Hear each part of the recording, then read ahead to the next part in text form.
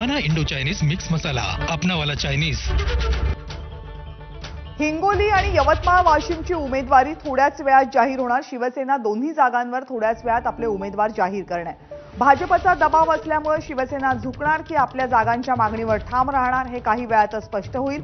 हिंगोली आणि यवतमाळ वाशिम दोन्ही मतदारसंघांमध्ये शिवसेनेचे उमेदवार आहेत। हिंगोलीमधून हेमंत पाटील हे उमेदवार आहेत। त्यांना पुन्हा एकदा उमेदवारी जाहीरही करण्यात आली होती शिवसेनेच्या पहिल्या यादीमध्ये।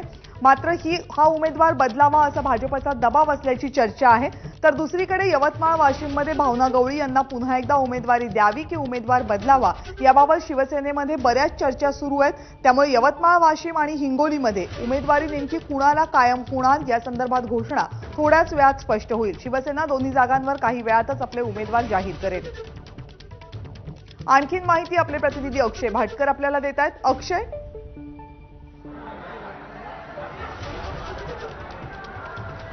थोड्याच वेळात म्हणजे गेल्या वेळी ज्या वेळी यादी जाहीर झाली होती 7 ते 8च्या दरम्यान, त्याच दरम्यान आज देखील यादी जाहीर होईल आणि या दोन जागांसाठी उद्या उमेदवारी अर्ज भरण्याचा शेवटचा दिवस आहे।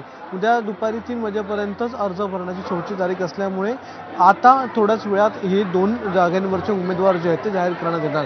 सगळ्यात महत्त्वाचं म्हणजे हेमंत पाटील यांना उमेदवारी जाहीर झालेली आहे।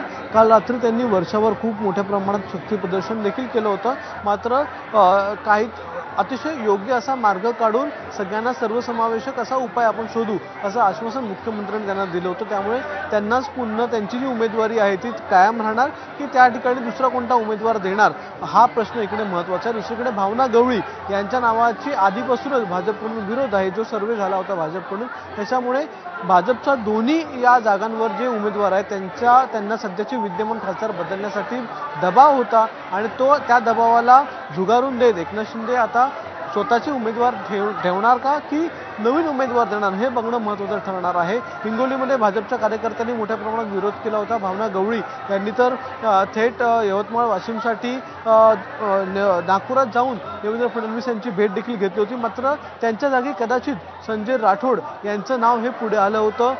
त्याच्यानंतर संजय राठोड यांनी स्वतःच्या पत्नीचं नाव पुढे केलं होतं। मात्र उद्या नेमका उमेदवारी अर्ज कोण भरणार की सरप्राईज कोणता उमेदवार असणार हे बघणं या ठिकाणी महत्त्वाचं ठरणार आहे। आता या दोन्ही लोकसभा मतदारसंघासाठी थोड्याच वेळात उमेदवारी जी आहे ती जाहीर होईल आणि उद्या स्वतः एकनाथ शिंदे हे हिंगोली आणि यवतमाळ वाशिम या दोन्ही ठिकाणी जाऊन उमेदवारी अर्ज भरण्यासाठी स्वतः उपस्थित असणार आहेत असं देखील सांगण्यात येते। पण त्याच्या आधी उमेदवार कोण असणार हा सगळ्यात मोठा प्रश्न, त्याचं उत्तर थोड्याच वेळ आपल्याला मिळणार आहे। सगळ्यात जो कालपासून कळीचा मुद्दा आहे यवतमाळ वाशिमची उमेदवारी कुणाला देणार याबाबत प्रश्नचिन्ह तर आहे। पण हेमंत पाटील यांची उमेदवारी पहिल्या लिस्टमध्ये जाहीर झाली होती, ती उमेदवारीबद्दल प्रश्नचिन्ह निर्माण होण्याचं नेमकं कारण काय सांगितलं जाते? कारण यावरून शिवसेनेमध्ये सुद्धा नाराजी असल्याची चर्चा आहे। प्रचंड नाराजी आहे कविता, कारण की हेमंत पाटील हे विद्यमान खासदार आहेत तर देखील त्यांना बदलण्यात येऊन त्या ठिकाणी दुसरा उमेदवार द्यावा अशी मागणी बीजेपीच्या तिकडच्या स्थानिक पदाधिकाऱ्यांनी देवेंद्र फडणवीस यांच्याकडे जाऊन केली होती आणि जर हाच उमेदवार असेल तर आम्ही काम करणार नाही असं देखील त्यांनी सांगितलं होतं। त्याच्यामुळे भाजपकडून एक प्रकारे दबाव होता आणि त्या दबावाच्या अंतर्गतच हा जो उमेदवार आहे म्हणजे हेमंत पाटील जे आहे ते बदलून त्या ठिकाणी कदाचित बाबूराव कदम कोहलीकर यांना देखील उमेदवारी मिळण्याची शक्यता आहे।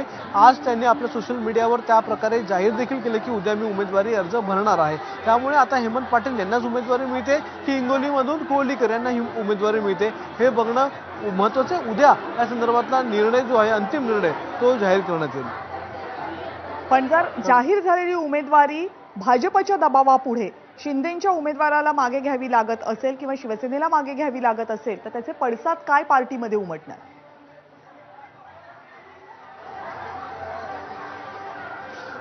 आतापासूनच म्हणजे जे उमेदवार आधी किंवा जी लोक एकनाथ शिंदे यांच्या सोबत यांच्या आधीपासूनच्या काळापासून बंडापासूनच्या काळापासून उठावापासूनच्या काळापासून त्यांच्या सोबत होती त्याच माणसांना जर पुन्हा अक्षय तुला थोडंसं थांबवते, एक अत्यंत महत्त्वाची याच बाबतीतली अपडेट समोर येते। हिंगोलीमधून बाबूराव कदम कोहलीकर यांना